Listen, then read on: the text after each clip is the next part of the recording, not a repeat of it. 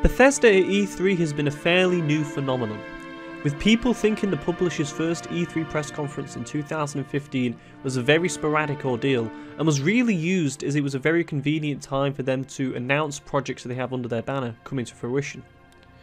For instance, showing gameplay for Doom, the guys at Arcane coming out to announce Dishonored 2 was in development, and the big one of Todd Howard coming out on stage presenting Fallout 4 to the world, and the press conference was a resounding success in 2015. In early 2016, Bethesda came out and said we're doing it again and surprised the industry. With a lot of talk of what's going to be on the show, are Bethesda now becoming a publisher of the size of Ubisoft and EA in regards to how many projects they have in development and the amount of projects that they could have in a back catalogue in a few years' time? It got the industry excited. And again, Bethesda put on a great press conference in 2016 by announcing release dates and showing off stuff for Dishonored 2 to the world, teasing Wolfenstein 2 at the beginning of the press conference, announcing Fallout 4 VR and changes to the Elder Scrolls Online with the 1 Tamriel update. People were very happy at what Bethesda were doing and look forward to press conferences what they were going to do in future, as this one again was another success. However, in 2017 though, it didn't go as well as the previous years. They had this weird Bethesda Land thing and they were announcing that they were holding a press conference, and they had this image of like a theme park with 2 areas shut off, and as soon as the people saw that image they really realised that the 2 projects that we're teasing here was Wolfenstein 2 that they teased the year before and The Evil Within 2. So everyone was kind of looking around and asking each other what is the big surprise going to be. I, like many others, made a lot of videos and got caught up in this rapture of hype and fake leaks, and thought that the much anticipated Bethesda trademark Starfield was going to be a presence at the show. But in reality, the show just didn't have any surprises, and Bethesda themselves announced another creation club for the 2 recent Bethesda Game Studios titles in Fallout 4 and Skyrim, and let's just say it did not go down that well in the Bethesda community. So now we're about to go into March 2018, and this is normally around about the time that we get confirmation that Bethesda are going to host another press event at E3, but we haven't received any official confirmation yet. We do know, however, that Bethesda are going to be attending E3, which was going to be an obvious thing from the start, but we have a map for the E3 2018 show floor, and this shows that Bethesda are going to have the exact same floor space and the exact same booth size that they had last year. So what are they going to fill it with? Last year, for the lack of stuff that they had announced at the show, there was a lot of playable stuff at E3. For instance, Fallout and Skyrim VR, Wolfenstein 2, The Evil Within 2, The Elder Scrolls Legends, Doom VR. They all made up for the space that they had there and really took up the space with different stuff for people to play a lot of stuff at the show floor. But at this point in time, it's going to be hard to see what's going to fill up the space on that show floor. Arcane have released Prey and expansions to Dishonored 2 in 2017, so it's very unlikely that they're going to have something new to put in the show floor. There's a good chance that we'd get the full release date for Quake Champions by ID Software or id Software, but I wouldn't expect a sequel to Doom or anything like that yet. There's a chance that it could happen, but personally I'm not expecting anything. Tango Works just released The Evil Within 2, so I wouldn't really expect anything from those guys. Machine Games just released Wolfenstein 2, so there's a good chance that we'll have an expansion of some sorts, and obviously a release date for the Switch edition of Wolfenstein 2, but nothing really overly new, not a new project from them or anything like that. An expansion would be cool for me to see. I'd be looking forward to that because I really love Wolfenstein 2, so I'd be very much excited to see a new expansion, but all in all, it's not exactly a grand surprise to everyone that a new expansion would be released.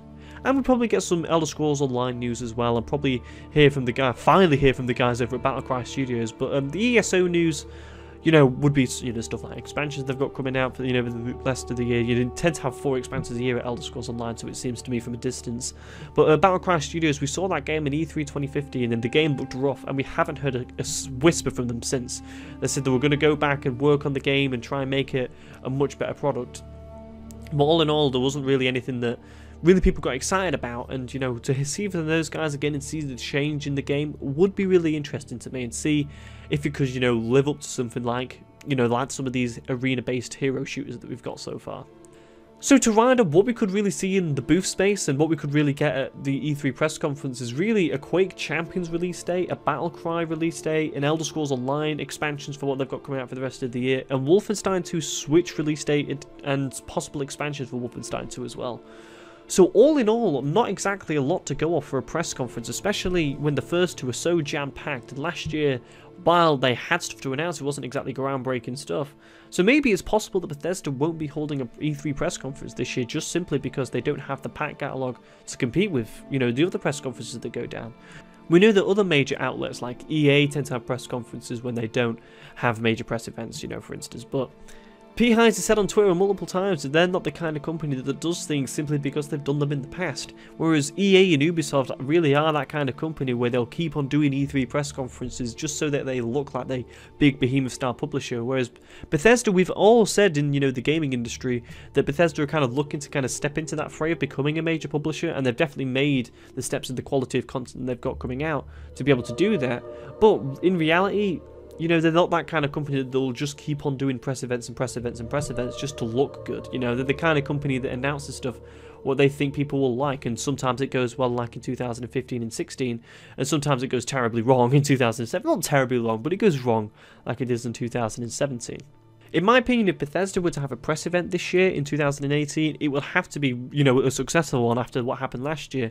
And for it to be successful with what we've got so far, they would have to have a couple of surprises. And the big surprise that could really make the press conference with what they've got so far, with what is a reasonable one to expect, is a Bethesda Game Studios announcement. So Bethesda Game Studios, Todd Howard himself would have to come out and announce and reveal their new project, which we know for a fact is zero chance of being The Elder Scrolls 6, as we know they have 2 projects out before then. Todd Howard actually said this in E3 2016 on the Game Slice interview with Jeff Keighley. But there is a chance of us getting a new project this year. I was one of the people that, that made the grand claims of what there was going to be last year. I think I said it was 99.9% certain that they was going to get it last year, and it wasn't to be. But, Todd Howard has come out and said they're going to be more regular with games than what they have been, they're busier than what they've ever been before and stuff like that. So for it to come out this year, I don't think it's a massive surprise for Bethesda Game Studios to have a new project out this year. But I'm not going to make any grand claims of, I'm not going to say I'm 99.9% certain that the game's going to be out this year and stuff like that. But I do think, there's a chance of us getting a new project from Bethesda Game Studios this year.